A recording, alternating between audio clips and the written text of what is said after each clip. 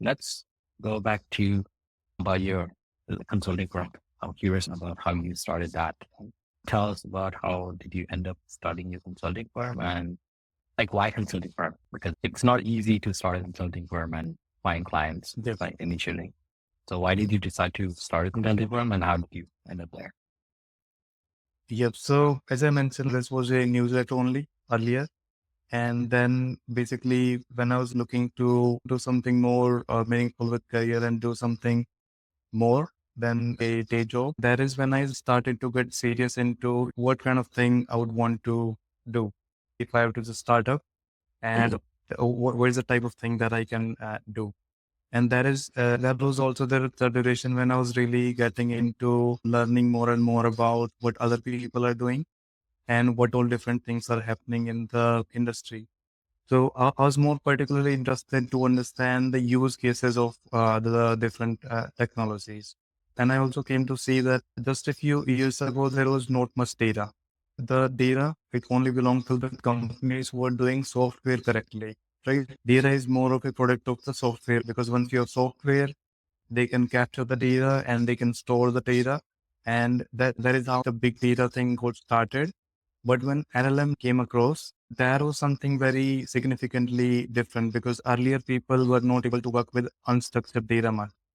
So it was mostly just such Tableau data and people were using it to build some very specific particular use case, say inventory forecasting or credit risk or demand forecasting. Those type of forecasting models are what people were doing with big data.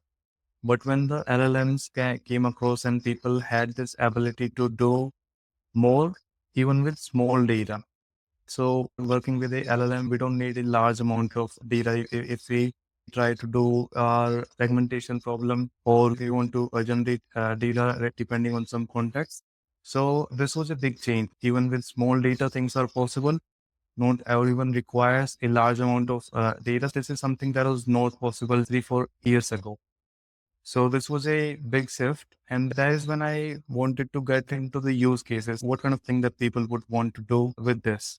And people don't want to do only the experimental stuff. They want to take things to production because only those have some kind of value.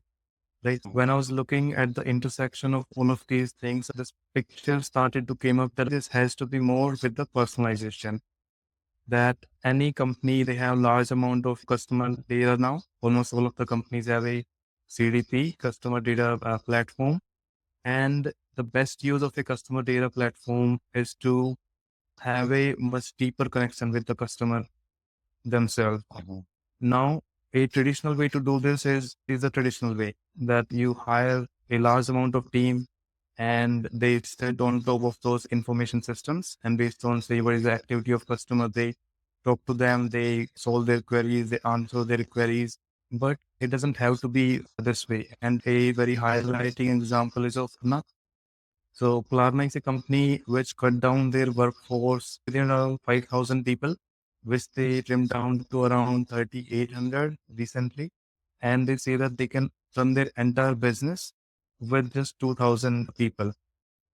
Why? Hence, because they automated most of their customer service queries. They had a very large team in the customer service team. And only by using large language model, using the newly available AI technology, we were able to solve this problem.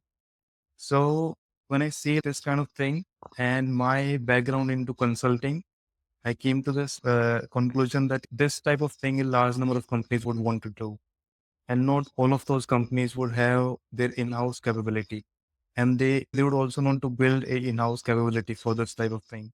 So that's why consulting exists, right? That it can spread out the knowledge, spread out the techniques to a larger industry group.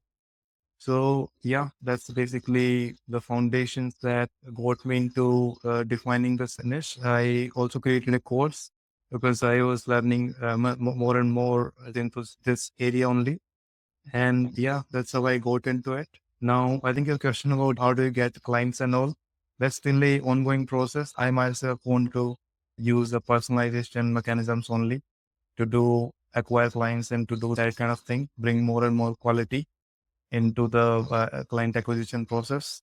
Yeah, hope to see some results. But yeah, that's the story. Thanks for sharing the story. I'm putting in the chat the link to the course that Mayank is offering. I'm going to be honest, I looked at the course, went through a couple of videos. It's interesting that you're talking about the different applications of AI in different domains. So yeah, if people are interested, take a look at it. If you're new to the field of about consulting, let's say the applications of AI in different domains, yeah, go check it out.